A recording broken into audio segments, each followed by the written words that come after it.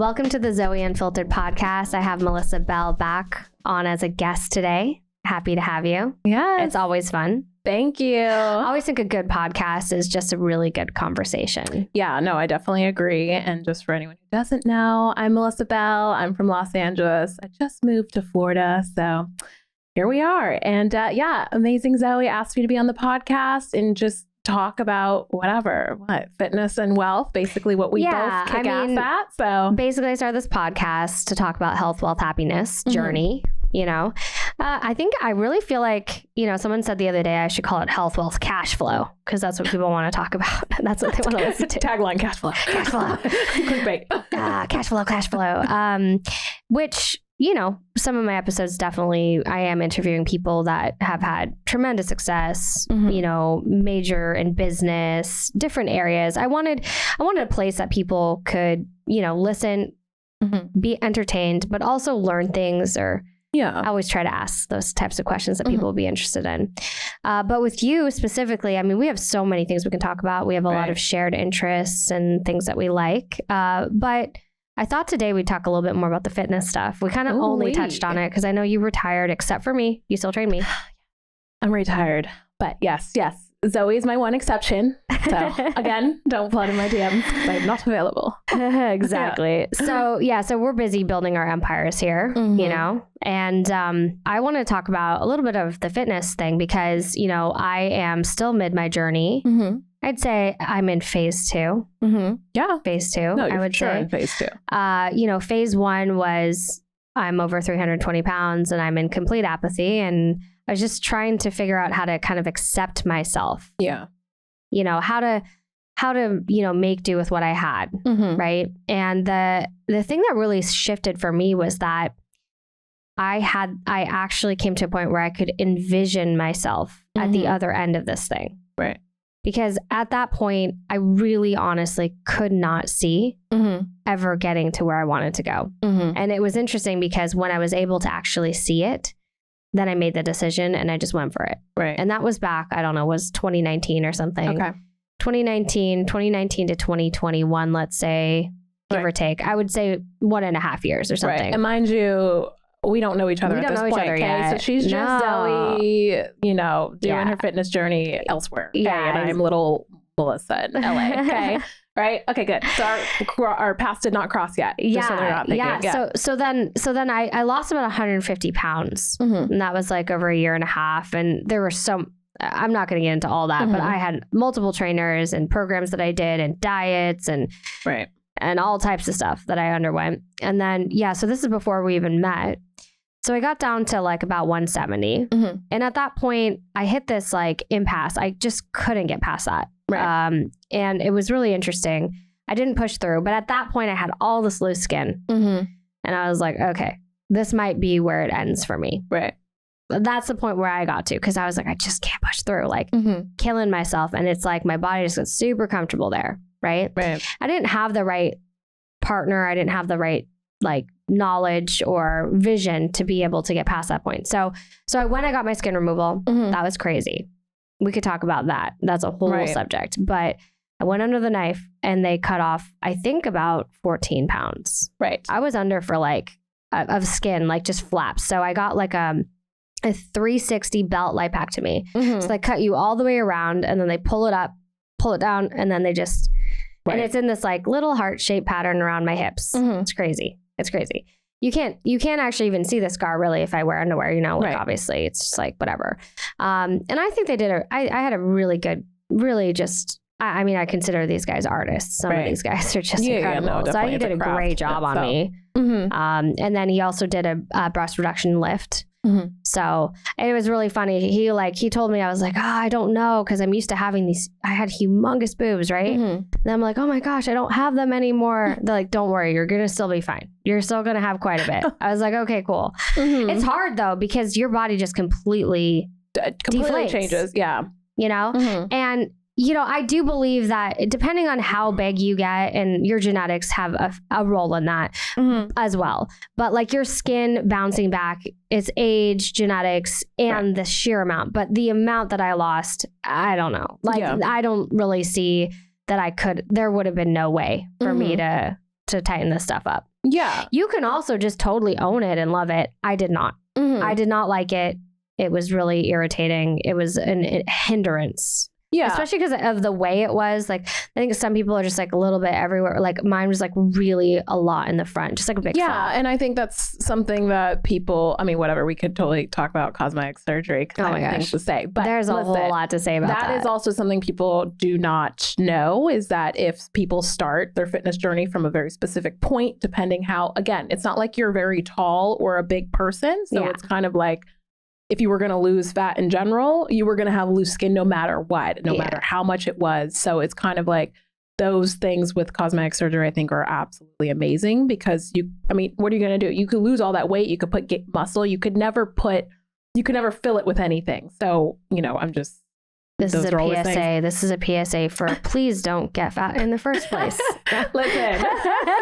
But it's just nice to know, you know what I mean? Those are things that happen and people don't know that. So it's like a lot of people who do these huge transformations, they are left with extra skin or loose skin or whatever they don't like. And a lot of times the only solution, unfortunately, is to go under the knife. And I personally with that. So anyways, just some people will wonder like, I don't think. I'm very like supportive of people wanting to change their bodies. Yeah. Like I have no problem with people who want to do cosmetic surgery. I do think that people go a little out of control with it, and sometimes the place that it comes from or whatever their mental state is, it doesn't come from a good place. But if someone just like wants to enhance something and they like it and it's not too like over the top extreme.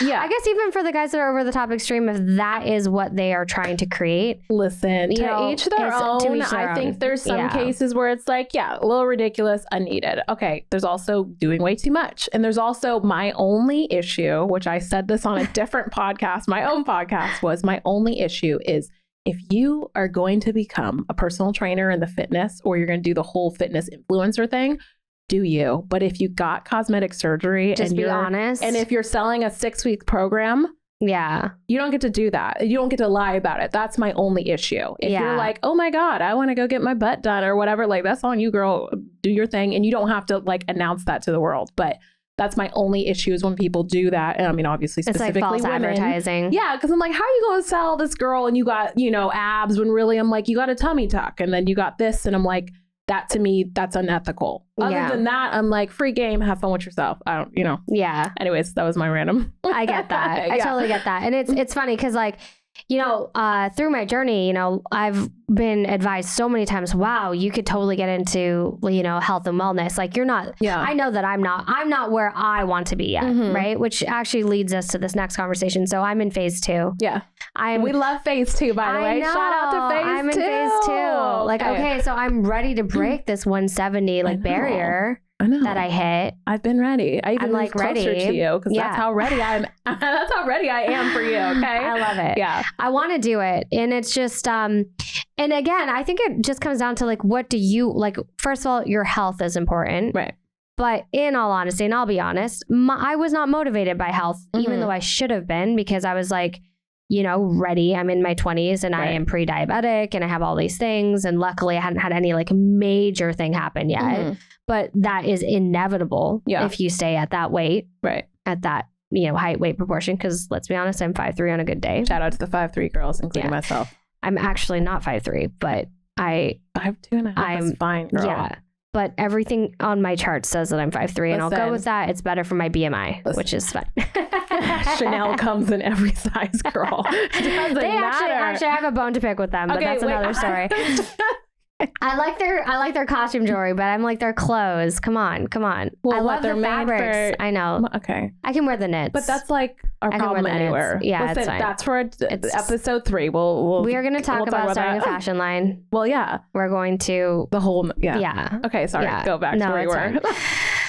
So phase 2 is going to happen because now I can envision it again. Right. And when you can do that, like, so I've studied like successful people, right? And I've known some and I've read books and, I'm always fascinated by this, but this ability to name and just want it enough and then go and get it. And, but also the vision, because some people they don't even have vision. Right. They can't even get to that first step and just that knowingness that you are going to do that. Right. And that's where I'm at this point. I'm like, okay, it's time. I got too complacent with myself at this point, because if you look at me now, like anyone who doesn't know my story would be like, oh, she can lose some weight. But if you knew me at 320, you're like, holy crap. Right. So all you can do is compare me to myself, right?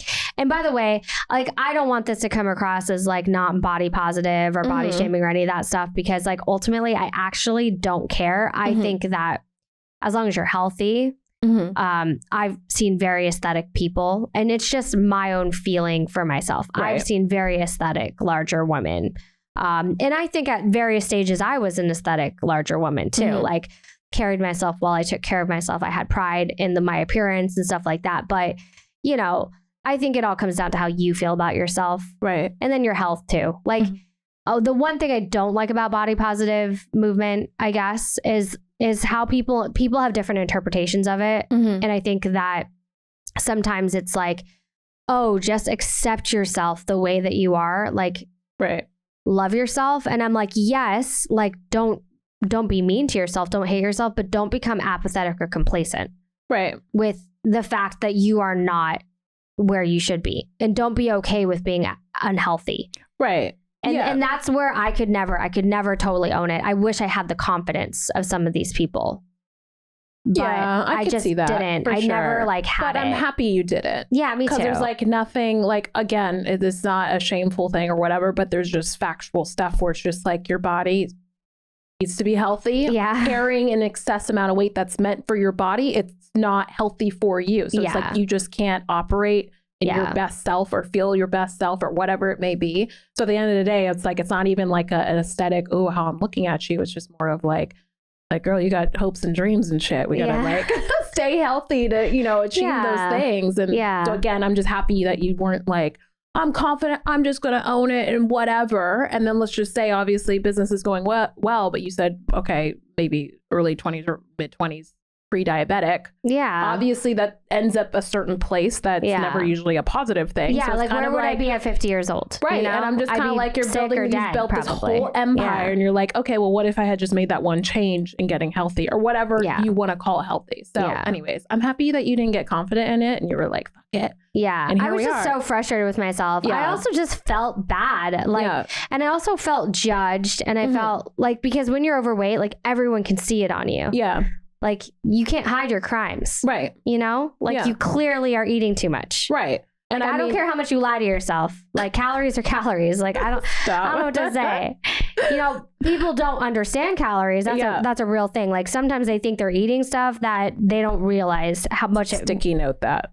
Sticky note. Subject. So, but that's a whole nother subject. But, you know, and I was sitting here and I was like, I knew, you know, but in general, it's so funny because you see people that are really overweight that it also really does affect every area of their life. Like, there's also a laziness. There's also like whatever. There's an apathy that sits in. And usually there's some deep pain and trauma behind that. Cause I know that I had my own trauma and pain, honestly.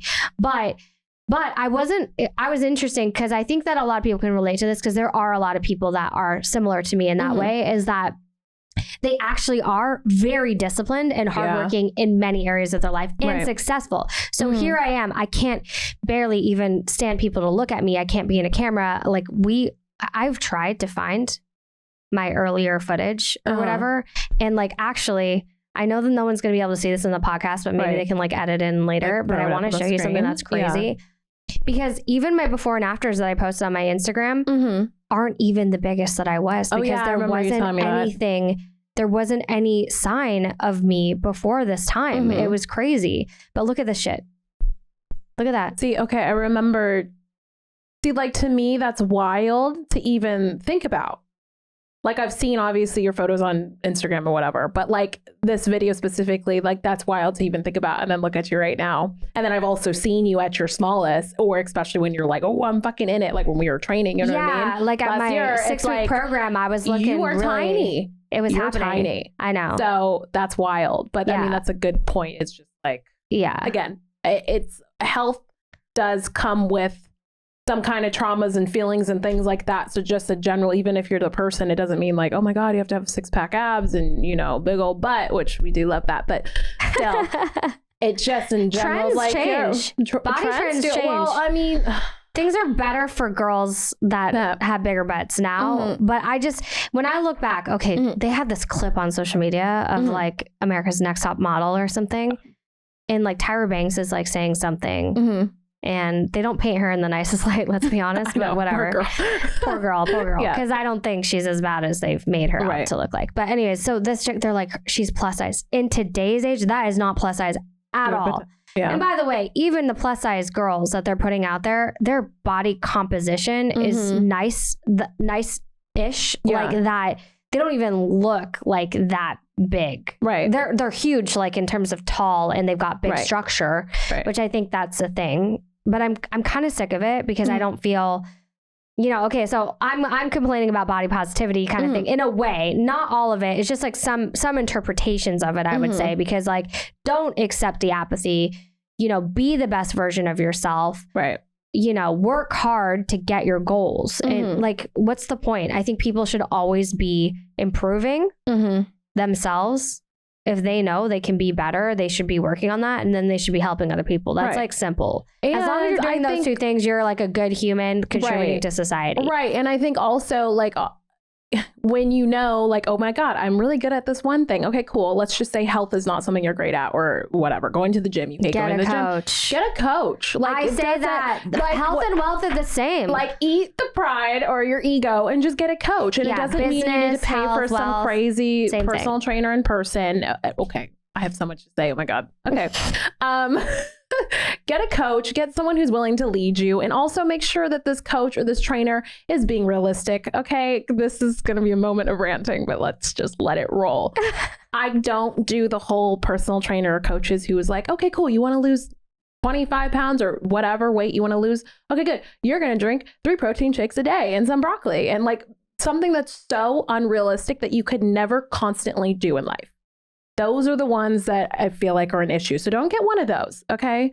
Get a trainer who's like very, you know, tailor makes things to your lifestyle, okay? Right. If you're on the road every day, well, obviously you're not going to meal prep or be able to like cook in the kitchen.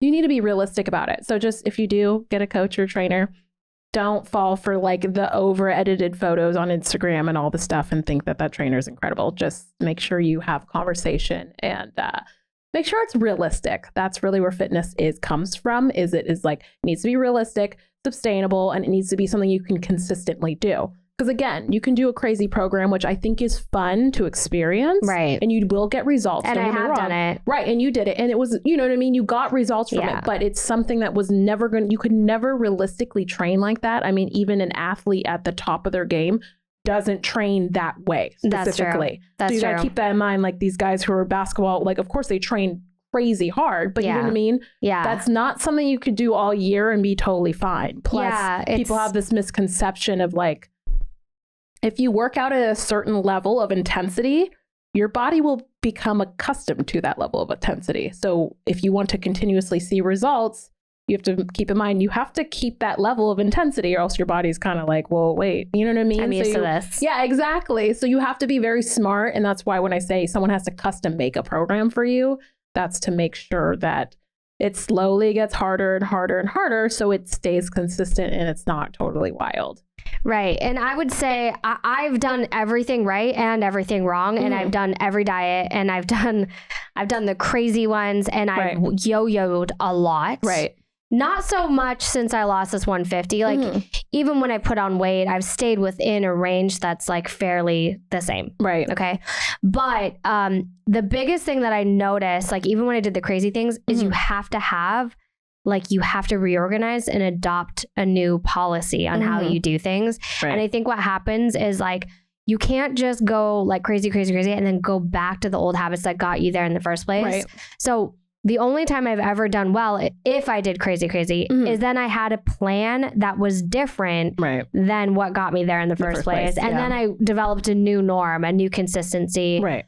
I think it has been healthy-ish for me, like to have after that weight loss that happened, to also be stably in the same range for a period of time, because I think that also it gave my body a little bit of chance to kind of like equalize and be like, okay, I'm healthy. I don't have like any issues now. Like now at this point, it's cosmetic. Right. And that's cool. That was the reason I did it in the first place. I'm just being 100% honest. Which we love. Thank you for the honesty. As much as health really should be, and I'm going to sit here and be like, it sucks. The real reason I got, like, once I had hit this apathy, I was like, I'm going to hate the way I look. Right. Like, I'm going to hate, like, looking like a deflated bag. Like, even though I'm fat, I've got nice big breasts. Like, like, it's aesthetic-ish at that level. I mean, it was a way far past that, but a deflated balloon to me, I couldn't. The problem was, can I look at myself in the mirror and like what I see? Right. And do I feel awful? Right. For myself personally. And so with all the technology that we have today, it's incredible. Like, honestly. And that made me realize, okay, cool.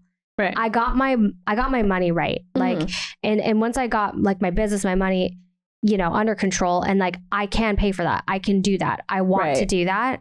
Then I was like, okay, good. You know, but, you know, I have tremendous respect, honestly, for people that don't do it and they're happy with that. Yeah. They're fine. Right. That's which cool. Again, it's like an each and own, you know, it's like some people like love the reminder. They like the memory. They are proud of it. Yeah. And that's okay. But I'm just kind of like, if you lost a bunch of weight and you want to have a boob job, like, no problem. Be my guest. You know what I mean? And again, I feel like if it just gets in the way of, it's like a really non-survival thing to do, like you keep going in and getting BBLs, which I will say, me personally, majority of women can definitely grow butts with some consistency and hard work and all the things and understanding your genetics. But if you're like, fuck that, I'm going to just go get a BBL, again, all you. But if you're on your 4th or 5th BBL, you might want to relook at some things. Again, that's not a hater comment. I'm just being real, girl. Like, so I've only ever done the skin removal. Yeah. And the body lift, kind of like where it's lifted it up, which kind of happens at the same time. Yeah.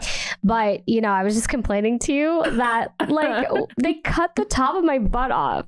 I know. So you have to grow it back. It's like it used to be really big and I was super overweight. So everything else wasn't super great, but in my opinion. Yeah.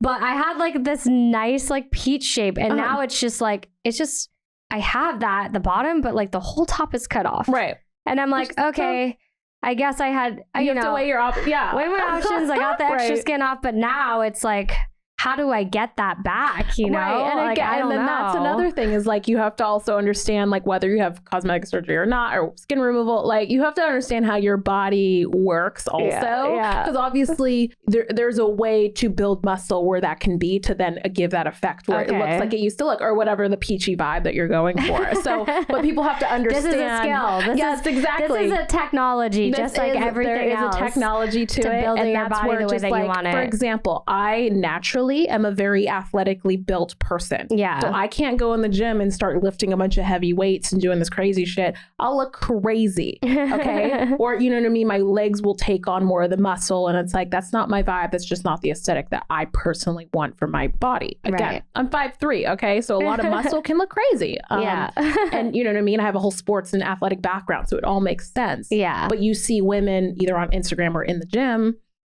who are not me, not black. Okay, fine. I said it. Let's just get that out of the way. Who are in the gym and genetically blessed. Right, genetically blessed. Thank you, Mother Tracy Bell. Shout out to you, girl. But you see women obviously throwing around all this heavy weight in the gym, and they're growing butts and they're doing stuff like that. But they genetically kind of have to go that route to then build that kind of muscle, especially if they're eating right. But obviously, if I take someone like you or me, who's not you're not fully Caucasian. So there's that. Yeah. Me, obviously, I'm not Caucasian at all. I'm sure down the line, but we're not doing 23andMe right now. So let's not go there. Ancestry, I know what happened. You have to know how people work. You know what I mean? Right. So it's also and how their body responds, because sometimes one girl responds differently than to this than to that, or high reps and low reps. That's where it gets a little bit crazy. But point is, you know what? If you want to change something about your body, by all means, go ahead and do that, and just do it the safe way. Get help or guidance if you need it. And really just like, I think people should just be the best versions of themselves. I mean, if you really look at it, there are so many different aesthetics that are aesthetic. And you'll see this with plastic surgery trends. And you'll see that even with this body trend, which is a little bit better for the curvy girls, let's be honest. The 90s and early 2000s were not good for us. It was like this is not good. I feel like the aesthetic was like long surfboard body. Like really starving, possibly drug addict. The level of skinniness. And that's fine. Like some people have that naturally and it's aesthetic. And there are a lot of aesthetic women. And even to this day, even when I look back at that, if I see a woman that looks like that, I think they're beautiful. Right. You know, and sometimes that has a lot to do with symmetry, right? Like if I see someone that has good symmetry, even if they're way larger, they look nice because we look at symmetry. We look at things that are just pleasing to the eye, and there's so many versions of that, right? But so even with that, I find it really weird when people are trying to make themselves look like something that doesn't fit well on them. On their body. Right. So that's also where it gets a little bit crazy. We all look like different versions of a Kardashian or something. Yeah, and you're like, look at the beautiful, but like, and then she removes her butt, and now we're all back to more of a 90s look, which there's nothing wrong with it. It's just like, really, your influence needs to come from you and what you want to look like, not like what you saw on Instagram or what the Kardashians are doing. And it's kind of like, okay, cool. Whatever they're doing is what they want to do. But it's hard, to be alive. Well, one of the things that I've been noticing is that there's like a bunch of 20-year-old girls that actually look like they're 40. Well, okay. But they look like they look perfect. Everything's perfect. Everything's manicured. They're Botox. They're fillered. Like it looks almost unreal perfection. Yeah. But they look like they're 40 instead of, they look like a really perfect looking 40-year-old. Right. And I don't know what it is. I think it's like, trying to get they get the fat taken out of their face. They try to like chisel everything out, and it takes away their youth, and it's like really crazy. Like you're gonna want that collagen. You're gonna want it as your 30s hit. Like you're gonna wish. Which I mean, that's the unfortunate part because again, like they're starting very young. Also, like I mean, by the time they're 18, they've probably already have possibly messed with lip filler or something of the sort. So it gets a little bit crazy and unfortunate. Again, I'm not hating on it. Like I to each their own, really. And like, I don't think minor enhancements are bad at all, but it's crazy though. Cause I'm meeting these people that are like 20 and I'm like, you look older than me. Right. And I know that I'm older than you for sure. I mean, on the other side, like sometimes I looked at it and I was like, I hate like how round my face is. And sometimes like, I feel like it's very fat looking, but it looks better. It looks better when I feel better about myself. Okay, but I feel like my biggest compliment to you is I'm always like, you're so photogenic. It's disgusting. To me, sometimes I see photos and I'm like, ugh, like I'm so mad at you that you're so, because I know you weren't really trying and that pisses me off. And that's me being real. But that's a good. Well, I just showed you that video. So but to also be like sitting here and you're all just bossed out, I'm kind of like, it totally erases anything anyone negative could say about that. So you know what's so crazy? My friends back then, I mean, they knew I was fat or whatever, but like, when I lost the weight and they look back at some of these videos and photos, they're like, I don't know what it is, but we never saw you that way. And I was like, well, that's good. I'm glad that in real life, if you knew me and we had a relationship, you didn't see that because that's all I felt like anyone ever saw. Right. It just got so hard. I got really pushed out of my comfort zone when I started having business success and like they were asking me to talk on stage and go in front of people. I'm like, I can't. I am like 320 pounds on a 5'2" frame. Like I can't even find things that I like the way I look, and I can't have thousands of people looking at me. Well, I mean, I think that also just comes to like, that is such an important thing. Whether you are a public person or a networking person, I mean, like life is life. You have to be in front of people. So if you get to a point where you're feeling like, oh my God, I don't want to be here, or no clothes, no matter how much money I have, fit me well or how I want it to, then you've run into a problem that is affecting every dynamic and aspect of your life, which is kind of like where it comes down to is like, okay, you need to feel really good about yourself. You don't need to look like a Barbie or a Kardashian. You just need to be healthy and be proud of yourself when you look in the mirror. Yeah, confident enough to be like, I can have a conversation, whether it's like in dating or business or whatever it is. That's the aspect that you're looking for. So you're not looking for six pack and you don't have to look like Instagram. That's really my biggest point here, if you guys can't tell. Well, okay. So when I first started going on Instagram and I was sharing my journey, I took tons of photos and I was like, I was finally feeling more confident about myself. But it was really funny because I actually was doing that. And then every time I did that, I was like, like I would see the things that I don't like. And it kind of actually worked to help me improve and lose more weight and get more, because I was actually confronting and facing the fact that that's what I look like. And so I went through this whole stage where it was like I could only bear to do like manicured photo shoots where I could put myself at the right angle or whatever. Now I'm doing video, which is even harder. So like I look back at my videos and I'm like, oh my gosh, you know, but at the same time, like that pushes me, that drives me to improve. Right. And I feel like so many people, when they let themselves go or they just kind of like try not to look at it, they don't see how bad it gets for them until it's like way, like so far that it's almost like they just kind of get into apathy about it. They're like, okay, fine. And they just accept themselves the way that they are and they're not really happy about it. So I'm against that. Like, I think it's all good to like go after and try to improve yourself. And listen, like it's such a personal thing. And I know, I think people tend to be their own worst critics, right? I talk about how I felt at 320. I feel like there's girls out there that have 10 pounds to lose that feel the exact same way that I did. And no one else feels that way about them. Right. No one. Oh yeah, no, I used to be the absolute worst. Some of the skinny, some of the like the most beautiful skinny or not girls that I've met totally are like hypercritical about themselves. It's like insane. Right. So it's just a wild thing. It's just a wild thing. You know, I was thinking before this episode ends, I was thinking we should do 2 questions for you in terms of wellness. And it's going to be like one fun question and one advice question. Okay. And then kind of same thing for me, but for health, fitness, whatever you want to call it. Okay. So I was thinking, let's start with the more advice one. Okay. So what advice would you give to someone who wants to improve their credit?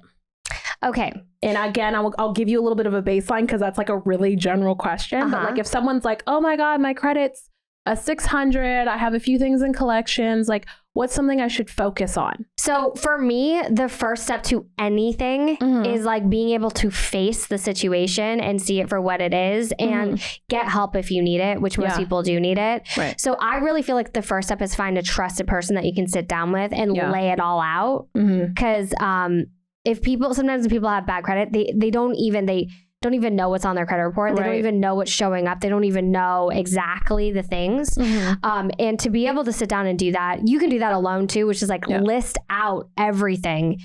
It's public knowledge. You can go pull your credit reports. That'd be like step 1. And then I always say the solution more than anything else is make more money. It's not the end all solution, but it's the first thing. So the focus has to be more on that than anything else to like out create any situation. Because what you have when you have stuff like that is really a backlog. You have stuff in the past that you need to clean up. You can't even, you could view it, but you can't do anything about it until you're making money. Right. I also will tell you, knowing personally, because I have a range of clients and I've been doing this for almost 10 years now. The people that I have that make a ton of money, it's great to have good credit, but there's a ton of them that don't even give a shit about their credit. And it's really funny because they get to the point where, oh shit, I should probably fix my credit because it used to be really bad when I wasn't making money. Now I can go fix it. And it takes them like 2 seconds to fix it. Right. So like ultimately the biggest problem is being solvent and making more money than you spend. Like step 1. So there's these different layers and realize just like health and working out, you're not going to have your dream body overnight. Right. Same thing. You literally have to get, and you need to get educated. Right. You need to get educated and then you need to get workable, functional things that you can do in a disciplined way on a daily and weekly basis, just like when you work out. Yeah. And I feel like if you play it like a game, it becomes more like, oh yeah, okay, cool. You know what I mean? It's less like, because I feel like some people, obviously it can be very embarrassing and you're kind of like, oh my God, don't look at me. Don't look at credit, be at whatever. This point because like, I don't know a single person that has never gone through this stuff. Right. Myself included. Right. I mean, I only learned about all this stuff through my own trial and error and having to go through stuff and pulling myself out of crap, you know? Oh, I love that answer. Okay, good. Because that's like a realistic answer that people can be like, okay, cool. So I just need to like confront it. Yeah. Basically is the end of things. Yeah. I always try to like focus on, you know, seeing the whole picture and being able to face the entire thing. Right. And that's like listing out everything. Yeah. Because then you can actually handle it. Okay. Then you've got your focuses, but also if you have a good picture and you're also building to the future at the same time. See, people like creation into the future, like saving and investing at the same time as handling these things. Because if you don't do that, it's all negative gain and it's very like depressing. Right. Oh, okay. See, that was perfect. Yeah. Okay. Yeah. Awesome. Okay. Now the fun one. Okay. if you can remember, what's the first thing that you bought when you were like, you know, more of like flourishing, an abundance of money? The first thing you bought that you were kind of like, oh my God, I never thought I was going to be able to buy this. And you kind of just bought it without looking at the tag. My actual immediate answer was my first win was to be able to go to the grocery store and never think about what I'm buying. I never, and that was like my biggest one, because that's a consistent thing that I can experience every time I go to the grocery store. And I've had that for years now. I don't even think about it. And it may be against my like Asianness, because like, and I'm joking now, but my grandma is very, it's so funny because people have their things that they're willing to spend money on and not, right? But the idea of sliced mango, it's like, just buy the mango and slice it yourself. Right. And the sliced mango is just like $12, 3 pieces. Right. Yeah. However, I don't have that. Like I will buy convenience, or not having to think about things because I value that. However, there are some things I'm very cheap on. Yeah. And there are some things I'm 100% not. And some people we wouldn't agree on what we do. So that honestly was the first thing that came to mind. The other thing that I would say is that like before things I actually gave myself more vacations and trips, which I value so much more. I do love things. Probably as in terms of items, it was like a pair of Chanel pearls. Okay. I bought myself a Chanel pearl necklace. And it's so funny because I've like worn it like hardly ever, but I have it in my thing and I just love this thing. The point of the story is you bought it. And you felt good and it was a win. I did. Right? It was and it's so funny. And I know there's tons of people that could give a crap about that stuff. And the truth is, in the whole scheme of things, it's not actually super high level for me, but I do. As a woman or whatever, I love the jewelry. I love jewelry, you know. It's an asset, honestly. Yeah. Like when you start to learn luxury items and stuff like that, you can be smart with them. For sure. I've learned very much how to make that actually create income for me on the side. Like my hobbies always become an income source for me. Yeah. So, but yeah, so I would say that those are like in the order of the things that like I had my first wins on, like financially, which are huge. And especially for the, you know, just average person who was not born into any rich family or silver spoon lifestyle. Yeah. Those are huge wins because those are things that people struggle with, just going to the grocery store or feeding their damn kids or something. So I feel like that's a realistic answer. I got so passionate about finance because I actually observed my dad go through 3 bankruptcies growing up. The first time I was like a toddler, so I didn't know what was happening. I just knew that we didn't have our house anymore. We had to move. Yeah. The next time I was like 14. So it was like almost every 10 years he had a bankruptcy. And then the next time I was 25 and he actually had a stroke and passed away in his 50s mid his 3rd bankruptcy, super stressed out. So I became really passionate about making sure that never happened to me or anyone that I knew. But also, you know, my background in nonprofit and counseling for over 10 years, the 2 main areas of ruin that people had were sex relationships, which were always like charge subjects, and then finance and money. Right. And I really felt like counseling and stuff like that, really, that's, you know, sex and relationships can stay there. Yeah. Honestly. But I thought that money and finance, there was a lot of education and like actual like stuff that I felt like I could make a difference in. So that's kind of what led me to the passion of like working in my industry. Right. Because I just wanted to help people and I wanted to help myself and I wanted to create a good life for myself. Right. So okay. So now for you, right? Answer though. That was a very beautiful answer. Thank you. Okay. Because it's always good for people to know why. There's always a why. It's not just like someone said it'd be a great job. You know, there's like a very specific thing that happens. There is. Again, trauma filled. Yeah. But that's very sometimes unfortunately what it takes to get to something where now you're the, like, what did I call you? The queen of wellness. Oh, sorry, the queen of wealth. I'm the queen of wellness. She's the queen of wealth. That's how I always introduce you. So I love that. Well deserved. I love that. Okay, my turn. Okay, good. So you to me have always been someone who's like athletic and sporty and fit and you train people and stuff like that. Was there ever a point in your life when you weren't that way? And if so, like what happened for you? And what would be your catalyst? Like what made you want to get into I mean, you're not retired, obviously, except for me. Retired. No, but you're building your empire. At the big old age of 29, I'm retired. Well, I feel like you're growing. Yeah. You're becoming more of a business person because you've seen exactly what we talked about. Right. Like, if you're just a bricklayer, you're just a bricklayer. Yeah. And that's okay. But if it's not going to get you where you want to go, you got to like rethink your strategy or how you're going to build your income, your business, your life. Right. So what made you so passionate about it? Like, okay. So fitness in general. I mean, I always was, again, athletic and all those things. I played a lot of sports. So that's always just sat there. Yeah. I mean, I played everything from basketball to volleyball to baseball to all the things. Okay. So I've always been kind of like that girl who likes to do that and also going to the gym. I just like physically moving my body. That's good. So that's always been a thing. Okay. And then probably honestly, the only time where I felt where I was like, really like, ooh, I want to change this. I mean, it was just because I had my son. So I probably gained I'm 5'3". I think I gained 52 pounds. So at that time I was probably like 190 something, give or take. I don't know. But for me, that was a lot of weight to hold on my body frame. And it's not used to holding that kind of weight. So that was really like, again, yes, it was from a pregnancy, but I really was like, ooh, let's lose this fast. And so I got into kickboxing because that was really quick. So for me, that's probably the only time where I had that moment where I was like, well, I really want to lose it, only because I've kind of naturally been the girl who wants to go to the gym. So, and I've been very, I'm sensitive to a lot of food. So I was never really big on like sugar, or I never really craved a lot of things like specific carbs or something. So I guess that's not something I personally struggled with. Hopefully that answers your question.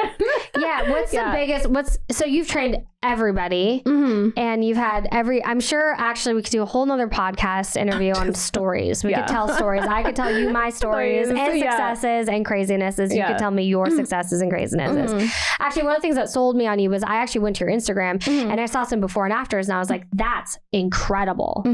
What do you feel is like the number one thing that you run into that people struggle with when it comes to training or sticking to something or diets? Yeah. Okay. So I'll give two answers just based off the situation. Okay. I can get the girl who she works out sometimes. She eats generally okay. She's not like too outrageous in any negative way.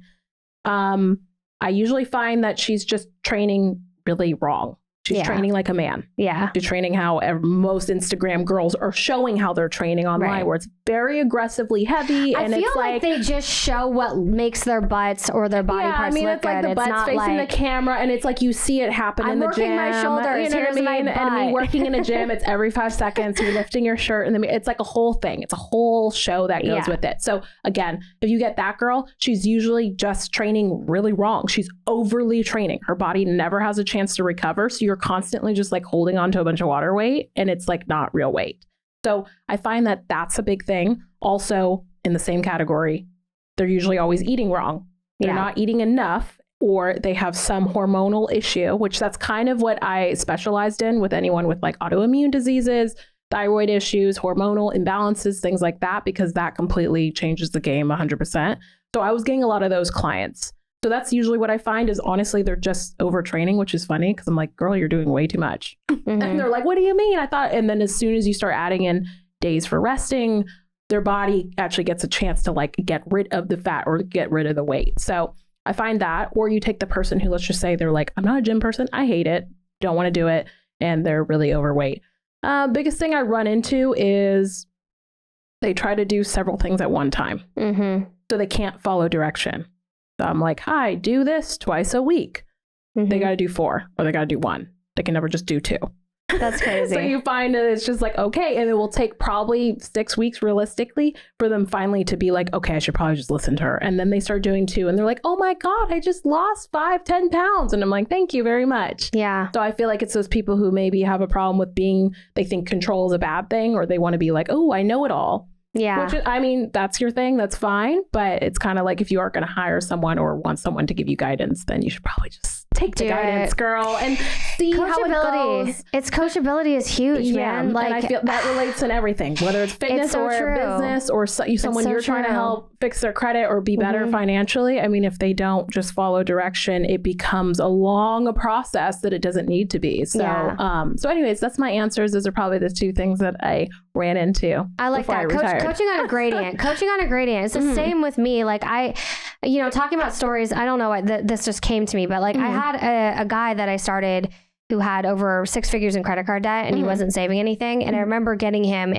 in a debt repayment plan. And then I got him saving literally $100 because I told him like, it's like saying that you're going to go to the gym tomorrow if you don't start investing. Right. Because you have to develop a habit that you're going to do forever. So I'm going to start my diet tomorrow. I'm going to go to the gym tomorrow is the same thing as not investing and paying yourself first. Right. So the $100 was just like a point of getting started. It wasn't even like he needed way more than that. Right. While he was doing his debt, you know, cut every single year. He was less in debt and we could put a little bit more away. Right. 7 years later, debt free, save invest 6 figures a year. Which is beautiful. Yeah. From making a very low, like a, you know, medium midpoint income to like making 7 figures, coaching him through that entire process. And I feel like training could be the exact same way. Right. You start with someone who's like very obese, doesn't like the gym, can't even like, you know, hates everything. Right. Right. Cause it's never discipline. Like all things, it's never overnight. It's not like, and you know, and then you get the tip. This is someone I got a lot, the average person, which would be, they want the first week, they're like, oh, I'm going to lose 10 pounds. Yeah. It's unrealistic. It's not going to happen, girl. It's just not going to happen. And especially with women. Yeah. There's this misconception on how the body works. And it's like, especially if you're past your mid-20s, your hormone, unless you're eating perfect and you're taking supplements and you're addressing any deficiencies, your hormones are off. That's just what it is. And I'm sorry to be, I'm just a messenger, girl. Like, so it's like your body, when you start working out, it goes through this whole transformation and it takes, sometimes you won't see the results for 4 to 6 weeks. And that's just the truth because that's how unbalanced your body was. Yeah. It was trying to regulate. So it's, again, it's one of those things that's like consistency. And then you see it. But I always am like, okay, if you really want it that bad, you will go get it. Yeah. So, you know, that's always on the person. In your experience and in my experience, the biggest thing that people do wrong is they quit too soon. They just don't push through things to the end. I think even building a business, like, why would you even like judge it necessarily until you're 2 to 5 years in sometimes? Like, I hate to say it. I mean, some things definitely take longer than others, but it's like, overnight, like nothing happened in 1 week or 2 months even. Like, I mean, you should be able to definitely see something happening for sure. But like where you want to be. Right. Like, I think there's a constant misassessment of the estimation of effort that it takes to get your desired result. Right. And no one wants to kind of push through that or work hard enough to get there. Right. You know? So I'm like, just don't torture. Know that there's time. It takes time. Anyone who doesn't make it in my business, I know they don't apply themselves and then they just don't push through. Right. And they quit way too soon. Yeah. And sometimes they'll quit right before something was about to kind of happen for them. See, that's always the thing. It's like self-sabotage. I think that's pretty common through like most things. Most life. Yeah, pretty much. All right. You know, as always, great conversations. I'm excited to have you back. I think we should do this more. We should. I don't know. That's kind of what we say about everything. I know. Let's do this more. Let's do this more. Which I will say, I think this is an important thing. It is very important to have whether you friends or people in your life that you do grow with. Okay. Yeah. It doesn't mean you always have to have a business together or do those kinds of things, but it is important, you know, again, if you're on a weight loss journey or something, hang around people who like to go to the gym, you know what I mean? Who are into fitness, right? Yes. Same thing. If you're like, okay, I'm starting a business, I want to be good with money. Stop going to the club every weekend with your homegirl. You know what I mean? You got to be very smart with those kinds of things. And I feel like with me and Zoe, it was funny. Like I had something that she wanted and it was vice versa for me. It was like, I need to learn better, like where to put my time in business and how to whatever, make more money. You know what I mean? Right. So, and it was like, I already have these, I'm good at networking. So she was like, oh, she saw that. She had the drive to lose weight or her fitness journey. So here we are. That's all I want to say. Yeah. But thanks for having me. I loved it. We'll definitely do more. I'm excited to come back. We'll definitely invite you back. Yeah. Now that I'm your neighbor, you have no choice. I know, right? Yeah. All right. If you like this episode, we appreciate your feedback. Like, subscribe, turn on notifications. See you next time.